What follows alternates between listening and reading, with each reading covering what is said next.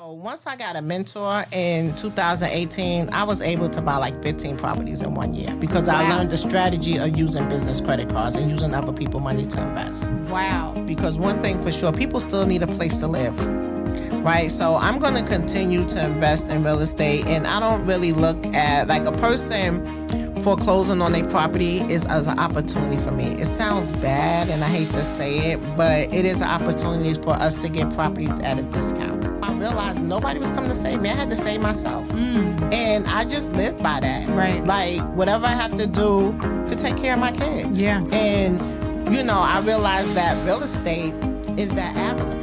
So one thing I will leave is that you need to bet on yourself, right? And bet I always stands for B for believe. A lot of times we don't believe that we deserve more because of our past or what we're going through. So first we have to believe that we need more, we deserve more, want more, and believe in ourselves. My oldest mentee was 86 years old. Wow. She was determined to buy a house to leave to her family. Right. Yeah. And how did she do that at that age? She bought a house. Yes, her credit was good. So she was able to leverage her credit to buy a house. Vacation, Range Rovers, Rolexes, shopping. Living the best life. living my best life. Life. But you know what? It's like, even though I was making the money, I had options, right? So it's like, and I think that's what it's all about, because if I didn't feel like going to work, I wouldn't go. Welcome to Black Wealth Weekly Podcast, where you can find different guests being interviewed by me, Shaniqua Nicole, the Millennial Money Maven, every single week, where we will be breaking down how they got into their respective industries and are creating wealth for their families. You don't want to miss an episode, so hit the bell and tune in. What's up, family? Welcome to this week's episode of Black Wealth Weekly. I'm your host, Dr. Shaniqua Nicole, the Millennial Money Maven. And you guys know I bring you some of the dopest CEOs, entrepreneurs, and investors out here killing the game. And today is no different. I have my good friend, Dana Christian, here that is killing the game in real estate, impacting so many lives, and building wealth her way. Welcome to the podcast, Queen. Thank you. Thank you for having me. Yes. Thank you so much for coming. Please introduce yourself to the people. Let them know who you are and what you do. So I am Dana Christian. I'm a real estate investor and coach who specializes in out-of-state Section 8 properties using business credit cards. Okay. I love it. And I know you personally, so I know a little bit more about your story. So you started working. First of all, how long have you been investing in real estate? So I started investing in real estate in 2006. And the reason I started was I was working at the post office, and one night I had an anxiety attack. Like, I hated working at the post office. And I'm like, what can I do? Dropped out of high school in the 9th grade. Only experience I had was as a cashier. And, you know, a cashier don't pay like the post office. So one night watching HGTV, I got this bright idea that I can start investing in real estate. So that's what started me on my journey, even though I quickly realized watching a television show for an hour wasn't going to teach me everything that I needed to know, but that's what started me to investing in real estate. Okay. So literally a little inspiration from HGTV. Yes. Listen, yes. Girl, those 30-minute shows have you feeling like you about to make $100,000 on a flip. Look, I just knew my first flip, I was going to be able to quit the post office. Right. But, you know, I didn't know how to analyze a deal. I didn't know how to pay the contractor. So after our first flip, and honestly, we made no money. We made our money back. And I was like, you know what? I gave myself a second job because I was still working at the post office. So I went into buying whole properties. So that's the process of becoming a landlord. So I, went into that strategy of real estate. Okay, so your first property was something that you was going to buy and hold. Fix and flip was the first one. Fix and flip. And then after that, I bought 4 buy and hold properties. And I stopped at 4 because back then, I was using my own money for the down payment. Okay. And then I ran out of money. So my plan was to continue working at the post office, save $20,000 a year, and buy a property. Fast forward to 2017 when I had my first injury at the job. And I look back over my life, I'm like, all I did these last 9 years was live good or fabulous. Like, I didn't buy any properties. And I really got mad at myself because I'm like, I wasted time. So I had a first injury 2017. And they put me somewhere I hurt my right arm, first injury. Second injury, right? So they put me somewhere using my left arm only. So September 6, 2018 is when I injured my second shoulder, and I went out of work then. And they didn't pay me for 5 months. But because I had my rental properties, I was still able to pay my bills. So that's what started me to coaching, because I realized so many people was one injury emergency away from being able to pay their bills. Wow. Yeah. No, you said a few things that I kind of want to circle back to. So first of all, you said you were working at the post office and you wanted to start investing in real estate. And so you told yourself you were going to save $20,000 a year. Yeah. So how were you saving $20,000 a year on post office salary? Girl, the post office paid good, girl. I know. Listen. So you know what? Everybody wants a good government job. Everybody wants a good government job. How do we take these good government jobs and turn them into real assets? So with overtime, but I also had a tax business, honestly. Okay. So I had a tax business. Yeah, because the average person is not saving $20,000 a year. Let's be real. No. So talk to us about how you were able to do that. So how I was supposed to do it. I didn't do it. Okay. Because I was living ghetto fabulous. I was really spending my money. So I wasn't saving nothing. But, I had a tax business. So I had, Lord, you're going to be like, this girl do so much stuff. But I'm putting it in now. Right? So I had started doing taxes probably in like 1991. Wow. Yeah. So I was working at a group home, and I had two children, and I went to H&R Block to get my taxes done. And back then they had charged me like $500 for that rapid stuff. When I looked at what they did, I'm like, this all they did, and they charged me all this money. So I was like, the next year I'm doing my own taxes. And the ladies that was in the group home that went to H&R Block, I was like, if you want to wait 21 days, I charge you $50 to do your taxes. Wow. So that's what started me doing taxes. So really I was just doing, people that I worked with and people that I know. So that's what started. And over the years it grew. I love that. It's so funny because my story is exactly the same. I went and I was a student at Rutgers. I went to H&R Block to get my taxes done. They charged me $500. I said, well, I'm paying all this money for college. Yeah. I know I can figure out how to do this. Yeah. Now, I actually went and started the business and, that way I was able to get my money from the returns. I had to chase people down and stuff like that. Okay, got it. So you started the tax business. This is how you were able to. So you had your side hustle and your job. So this is where you're supposed to be saving $20,000 a year. Got you. You did what instead? Vacation, Range Rovers, Rolexes, like shopping, living the best life, living my best life. But you know what? It's like even though I was making the money, I had options, right? So it's like, and I think that's what it's all about. Because if I didn't feel like going to work, I wouldn't go. And even though my base salary was $60,000 at the post office, once I had option, it was $30,000 because I was calling out leave without pay. They used to be mad at me because they can't wait to tell you we not paying you, but I'm calling out leave without pay 3 days. 3 days. Listen. So yeah. Listen, I call that a little effie money. You get a little money, you got a little, you walk a little different when you walk into the job, when you have when you have that security outside the job. Got you. I love that. So what made the switch for you in your mind that put you on a path like, okay, I'm done with the Range Rovers and the Rolexes. I've got it. Now it's time to really start to build some wealth. So when I got injured the second time in 2018, and when I went out of work, and they didn't pay me for 5 months. And I was like, you know what, Dana, you got to get serious, right? Get yourself a mentor and really start learning how to invest in real estate. Because I always tell people, I own houses, but I couldn't tell you how to analyze a deal. I just knew how much rent I was going to collect and how much mortgage was going to be. And if it made sense, I'd do it. Yeah. So once I got a mentor in 2018, I was able to buy like 15 properties in 1 year because I learned the strategy of using business credit cards and using other people's money to invest. Wow. So you went from 4 properties to almost 20 in 1 year. Wow, that's amazing. So first of all, how did you acquire the first properties? You said you were doing that all out for your own money and your job. What did that look like, and then how did you transition to using credit? Okay, so what I actually did was I got not a personal line of credit, equity line of credit on my primary resident. Okay. And that's how I started investing. Nice. Yeah. Nice. So you had a HELOC. HELOC, yes. Right. So if you own if you guys don't know, a HELOC, if you own a home and your home has equity, you can borrow against that equity and get a home equity line of credit.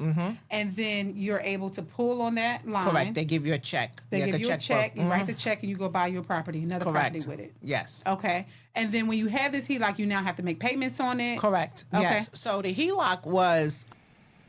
It was like interest only. So I think the loan was like for $50,000 and the payment might have been like $200 and change.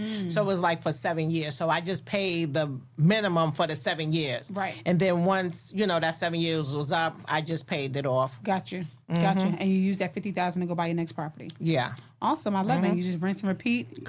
So, all right. So each property, I had to put down like $20,000. So that money came from the equity line of credit and also, money from the post office or taxes and stuff like that. Yeah. Very cool. Yeah. I love it. So you went from 4 to 15 or 4 to 20 almost, 4 to 19. Yeah. Girl, that's a lot of working. Yeah. What was, when you did that in that year, were you still working at the post office? So, no. When I scaled, all right, so...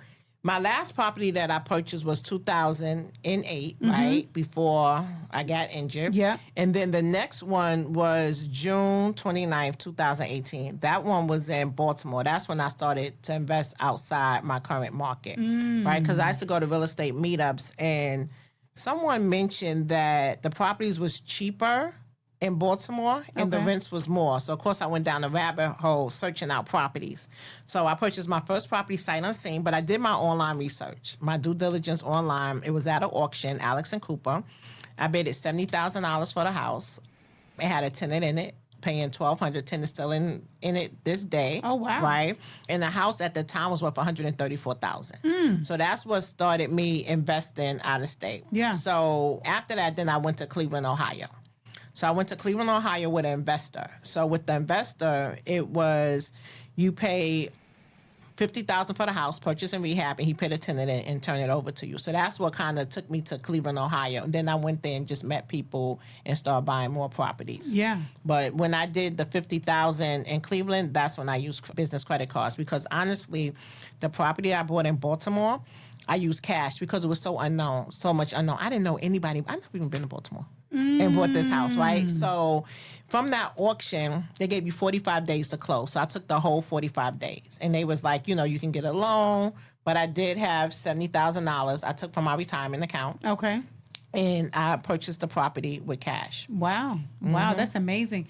It's so crazy how our stories are so similar. I got to tell you this story. My first investment property I bought in Detroit. Oh, okay. And I love this because I've never met men with this same kind of story.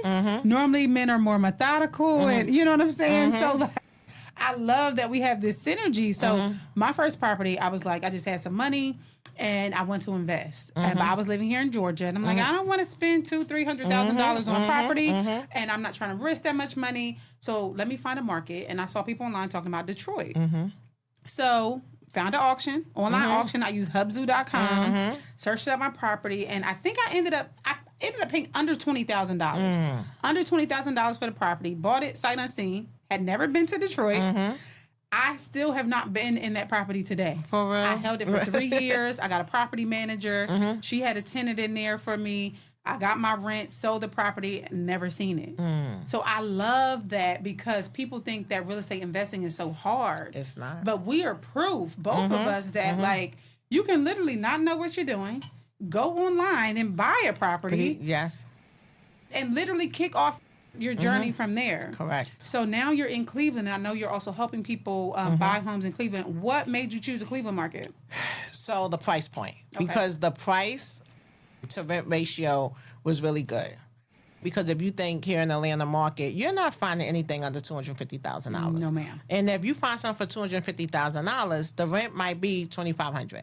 But in Cleveland, you can still get a single family for $75,000, and the rent can be $1,500. So just look at that difference, right? Yeah. So for that $250,000 in Atlanta, you can buy 3 properties in Cleveland and cash flow $4,500 versus $2,500. Yeah. Wow. So it just makes, more sense. And a lot of times people don't have a lot of money to get started. And I always tell people start with what you have. Yeah. And the amount of money you have determine the type of strategy you're going to use to invest. So talk to me. Tell me some of these strategies. I know you're saying, well, especially at a $50,000 price point, are people going into Cleveland and just paying cash only, or are there creative financing strategies that you're using to acquire properties? So if it's $50,000, then most likely you have to use cash or credit cards, right? Okay. Because if you use a DSCR loan, which is a rental loan, stands for debt service cover ratio, a lot of time they don't want to lend under $75,000, right? So if you find something $75,000, that will work. So you have to use credit cards or have your own personal cash or a personal loan or something like that to be creative. Yeah. Gotcha. Yeah. Awesome. And so for people to get access to this kind of capital, $50,000 is a lot of money for some people. You know what I'm saying? $50,000 is a lot of money. How are you helping people get access to this kind of money so they can go and start investing? So loosely, well, you got to have good credit. I want to start there because so many times people want to say, well, I don't have good credit. You know, the first thing is fixing your credit. But once you fix your credit, you can go to banks to get access to funding. Now, I will say in the last year or so, banks have been tightening up. You know, the amount they lend, but they still in the business of lending. Right. So, and you're not doing like mortgages. Sometimes DSCR loans. It depends. It depends, right? But they still not going to lend you 100% of how much you need, right? So a lot of times when you think $50,000, it don't have to be on one credit card. It could be 5 credit cards with $10,000 or 20 credit cards with $5,000, right? Because the first thing people think is, well, I don't have a high limit credit card, which you don't, right? So, you know, nowadays, you know, banks like relationships.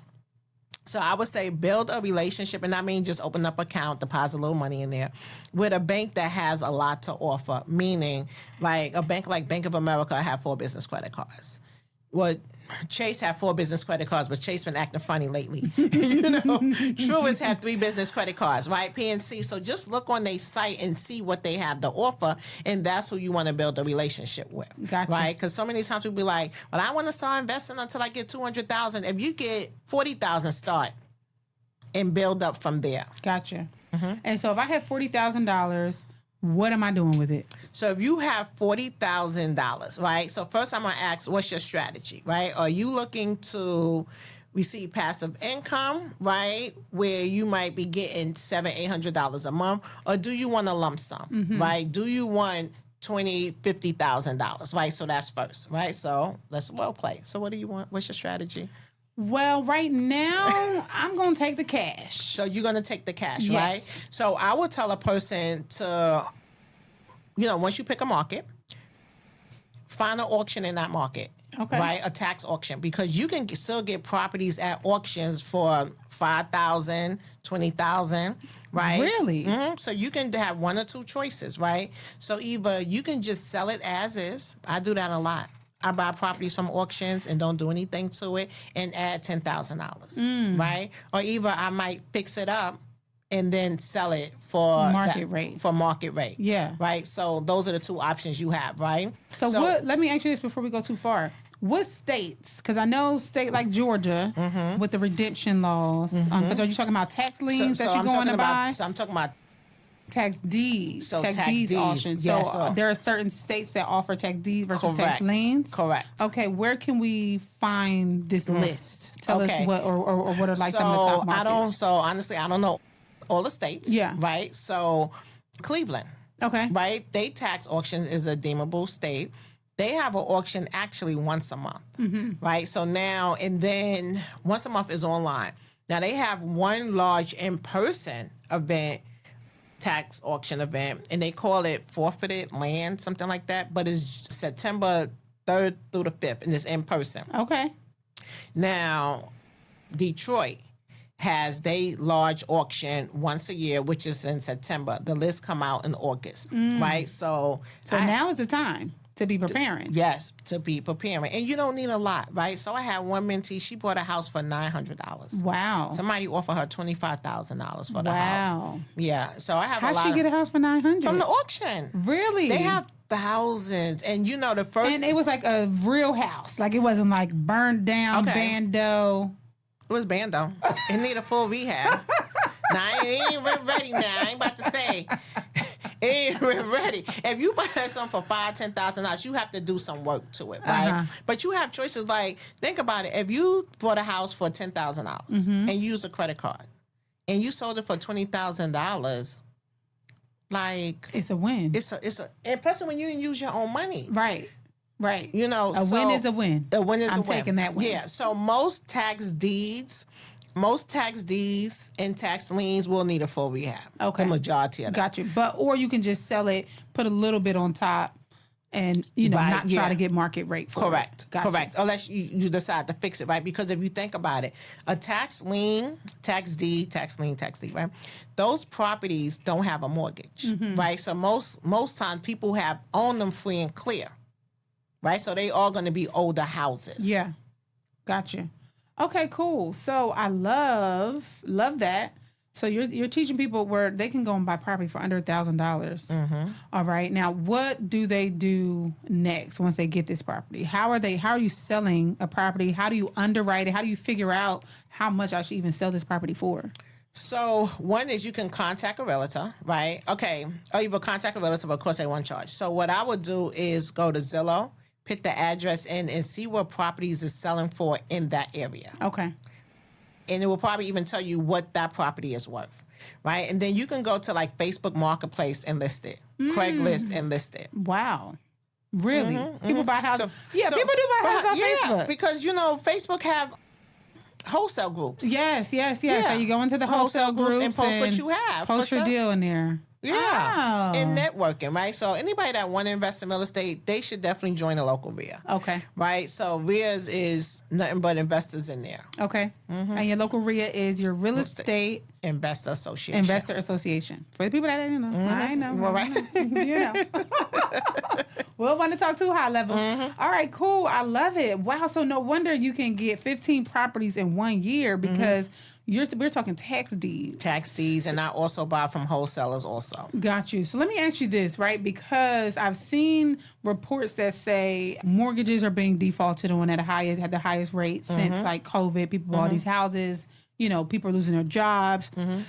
So what do you see being the biggest opportunity for like the next 5-10 years for people investing in real estate? Maybe what are you doing? Give us some insight as a professional who's built a multi-million-dollar portfolio. So people losing their houses, which is really sad, but it's opportunities for investors to buy, the houses, because one thing for sure, people still need a place to live.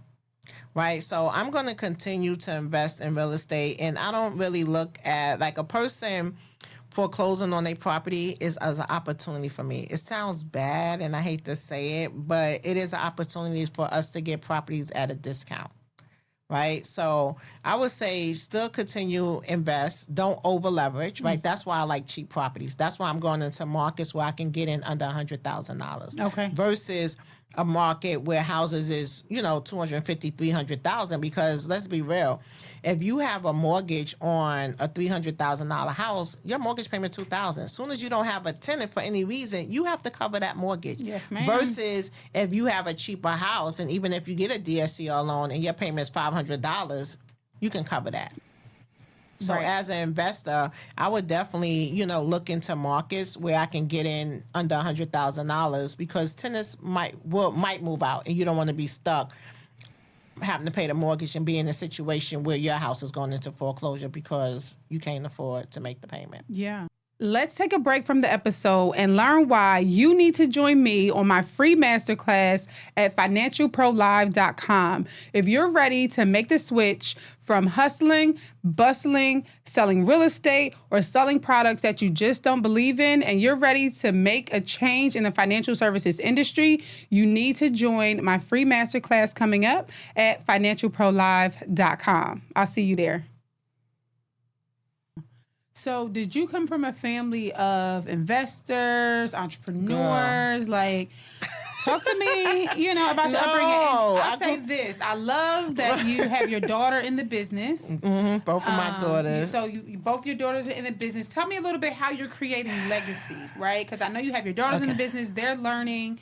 What was y'all upbringing like? Did they grow up with you? Like, what does that dynamic look like, and how are you changing generations? So I grew up in New York City in the project, single family home. My dad was in and out of jail on drugs.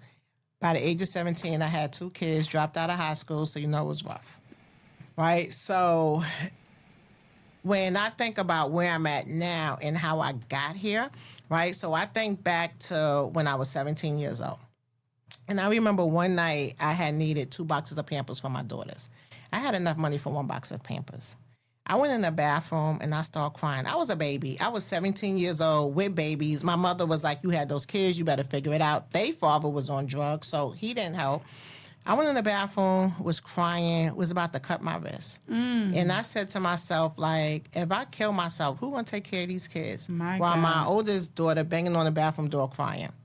I came out, picked up my babies, hugged them, put them in the stroller, proceeded to go to the store to buy 1 box of Pampers. As I'm walking to the store, I'm like, who do I buy Pampers for? Do I buy a large for my oldest daughter or a small for my youngest daughter? I got in the store, I bought a medium. I mean, the Pampers is too big for one child and too small for the other. When I was walking back, I always say I got mad, and MAD stands for made a decision.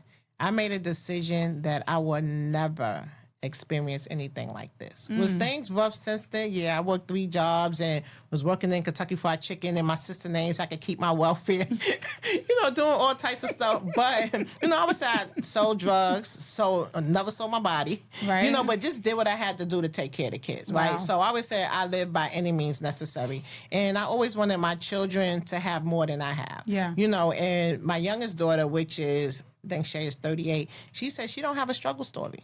Like, she feel bad because she don't have a struggle story. I said, girl, I got enough for you.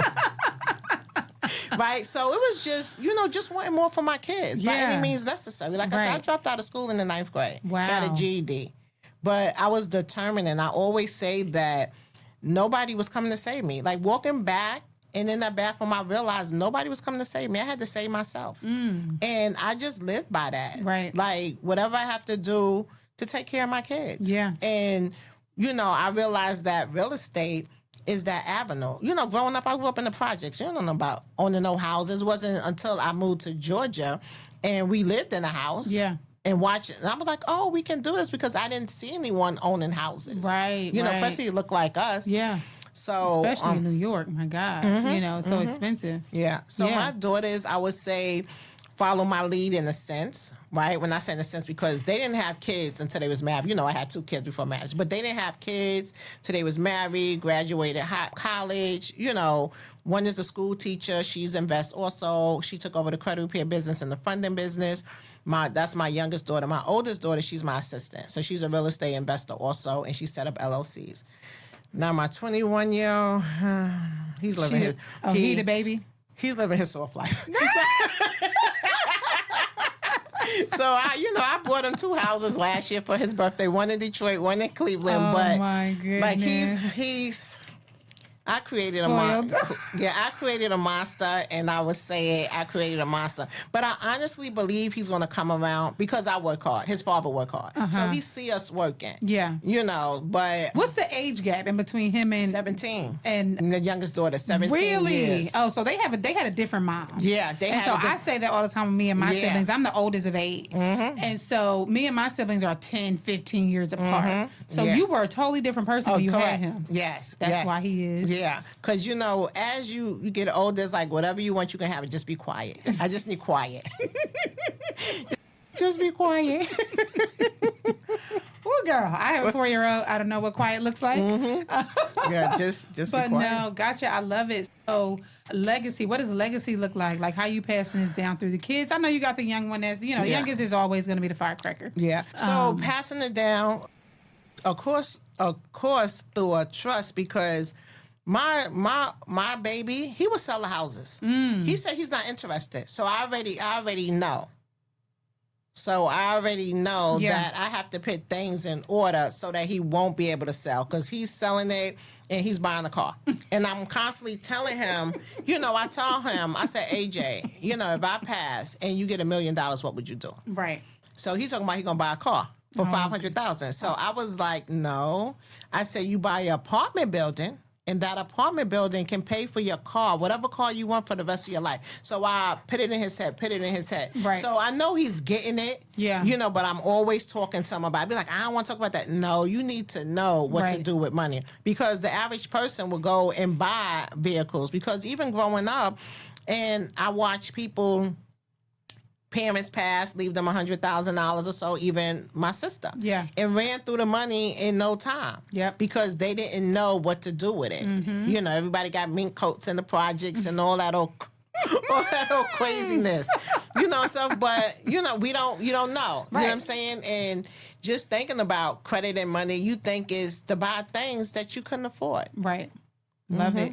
Wow. So, man, you have lived so many lives. Yes. Yes, you've lived so many lives. I'm so proud of you. Thank you. How did you find your way here into Atlanta, building multiple millions of dollars of business and real estate? What was the thing in your life that you think propelled you into this this level of life that you are now? So the reason I picked Georgia to move to was because my husband's family was here. Okay. So that's why we picked it. Then I was able to transfer my post office job because I was working in the post office in New York, transferred down here. Letting that job go. So that's what brought us here. And then, like I was saying, the reason I started investing in real estate was because I wanted to leave the post office and HGTV. Like, what can I do with a GED and be successful? You know, and I wasn't trying to go back to school because that really doesn't guarantee, you know, you a job. So I think really like once I got hurt at the post office and just having more time and getting a mentor and just realizing that it's Black people out here getting to it, making it in real estate. Right. And it's not hard. It's just, you know, having the knowledge and stuff and just wanting more, you know, for my family and my kids. Yeah. And if you don't mind, how old were you when you know, feel like you got your footing in real estate? I don't even know how I'm right now. So I'm trying to forget my age. So if I started in when I really got my foot in the door was really 2018. Okay. 2018. So that was 7 years ago. So that I was 49. 49. I love that because 49. You know, there are so many people that think it's too late. Oh no. I have my oldest mentee was 86 years old. Wow. She was determined to buy a house to leave to her family. Right. Yeah. And how did she do that at that age? She bought a house. Yeah, so her credit was good. So she was able to leverage her credit to buy a house. I love it. Yeah. And, you know, I have several mentees like is 60s, 70s. Like a lot of my audience is up there, like close to retirement or done retired.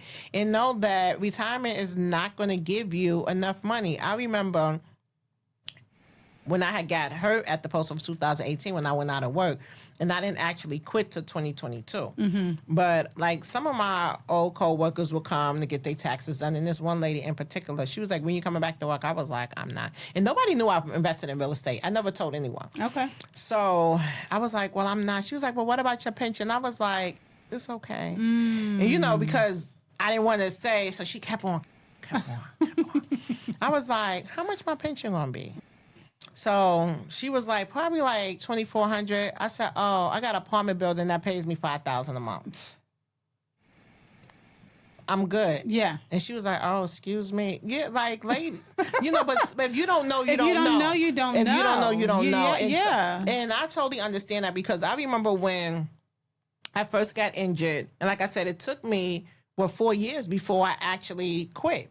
And I had got this one mentor, and she was like, "Just quit that job." And I was like, "No." She was like, "Why not?" And I was like, "Health insurance." She was like, "Girl, I ain't work a job in 12 years. I got health insurance." But it put me in the mindset of when I first got hired at the post office.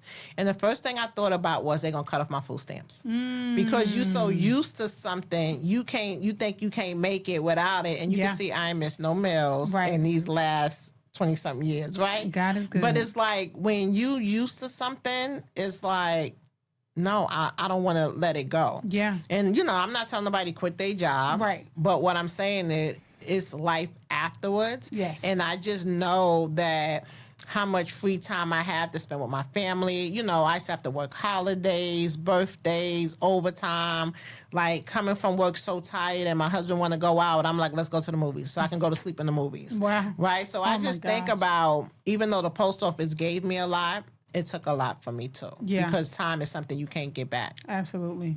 Well, now that you have your time back, I'm sure you have grandchildren. Yes. So how are you passing down legacy? I know you mentioned your trust. How are you protecting your kids, protecting your assets, getting your grandparents ready? Getting your grandchildren ready. How are you, what does that look like, and how can we leverage that as first generation millionaires, first generation wealth builders? Yeah. All of this is new for a lot of us. Yes. So how do we pass this down? So I would definitely say life insurance, a life insurance and a trust. Absolutely. And a will, of course. And a will.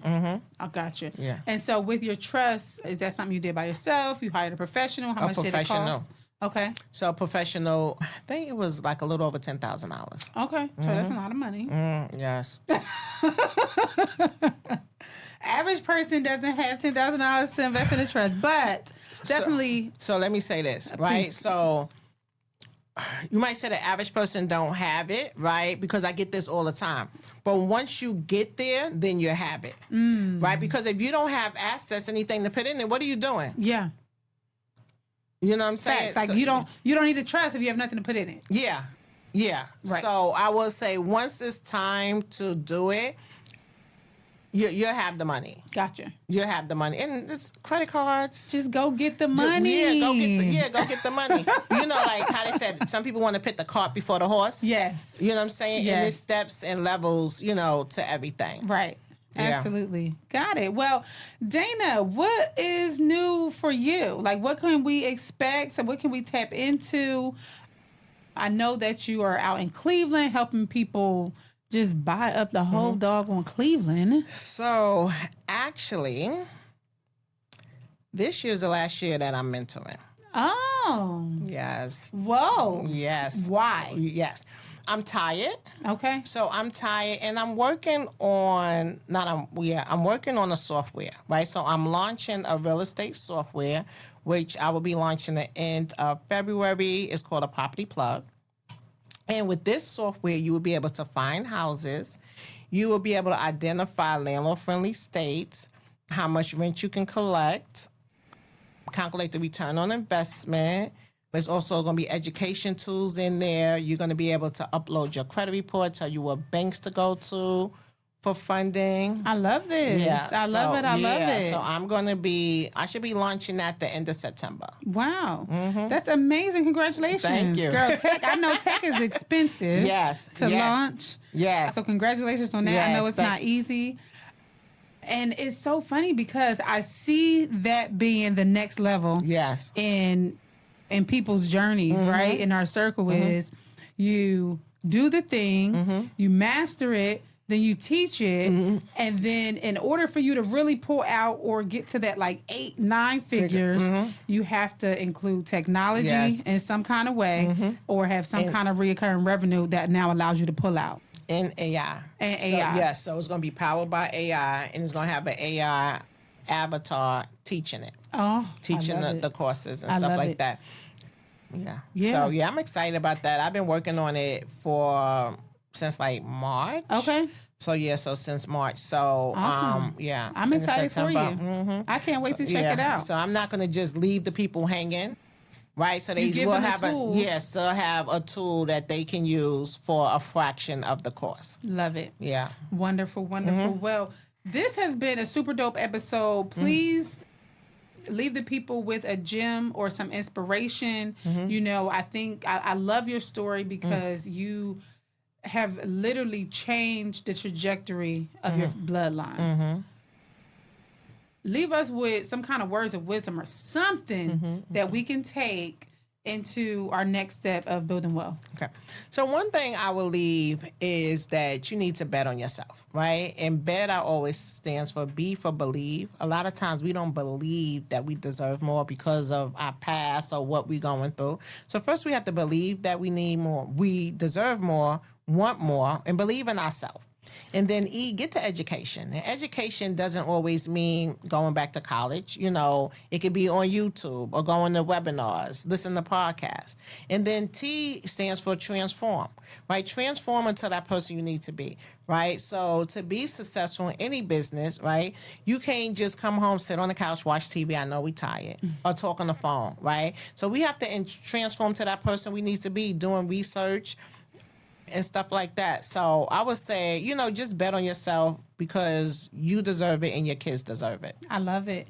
And if you could say one thing to your 17-year-old self with 2 children, being the woman that you are today, what would you say to yourself? So I would say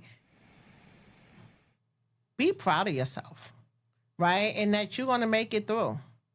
Because I remember when the first time when I was pregnant and I was so ashamed, you know, because my mom was married, even though my dad was in jail, but she was married before she had any children. Here it is. My mother had 4 master's degrees. Here it is. I'm in the 9th grade and I'm pregnant. So just, you know, that things is going to turn around. Yeah. And just stay the course and you're going to make it. And your kids is going to be proud of you and your mom going to be proud of you. I love it. And you are the generational curse breaker that your family needed. Yes. I love it. Congratulations. I look forward to seeing you continue to grow. We look forward to supporting your software. What is it called again? The Property Plug. The Property Plug. Make sure you guys go and follow The Property Plug. It's going to be dropping soon. Please let the people know where they can find, follow, and support you, Queen. So I am Dana Christian on Instagram. Okay, y'all make sure y'all go follow Dana Christian on Instagram. I'm your girl, Shaniqua Nicole, the Millennial Money Maven. And this has been another super dope episode. Just to remind you, no matter where you are on your journey, whether you are 15, whether you are 50, you can start investing in real estate and change the trajectory for your family. Please share this episode with somebody that could use some inspiration. Maybe they want to invest in cash markets. Tap into what Miss Dana is doing here. And we'll catch you guys next week. Peace.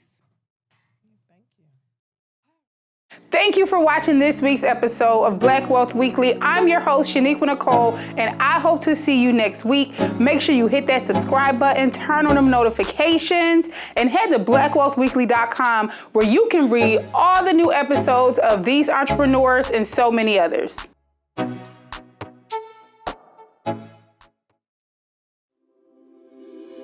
Thanks for watching Black Wealth Weekly.